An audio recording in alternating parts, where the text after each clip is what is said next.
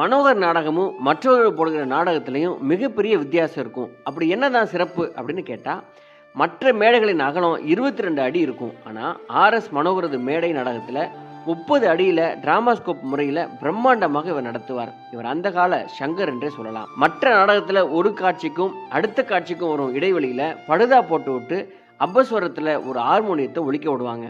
ஆனா மனோகர் நாடகத்துல ஒரு வினாடியில காட்சி மாறி விடுமா. ஒருவேளை தாமதிக்கிற மாதிரி இருந்தால் காமெடி காட்சியை அதில் நுழைத்து விடுவார். அம்பு பறந்து பாம்பாக மாறுவது, யானை மாலை போடுறது, இதெல்லாம் சினிமாவில் செய்வது ரொம்பவே எளிமையான ஒரு விஷயமா இருக்கலாம். ஆனால் அதையெல்லாம் மக்களுக்கு முன்பாக ஒரு நிமிடத்தில் செய்து நாடகத்தில் சாத்தியமாக்கி அந்த மக்களை எல்லாம் ரசிக்க வைத்திருக்கிறார் மனோகர். எம்ஜிஆர் சிவாஜிக்கு நல்ல நண்பனாகவும் இருந்திருக்கிறார். அதே போல ஜெயலலிதா மதிக்கும் நடிகர்களில் மனோகரும் முக்கியமான ஒருத்தர்.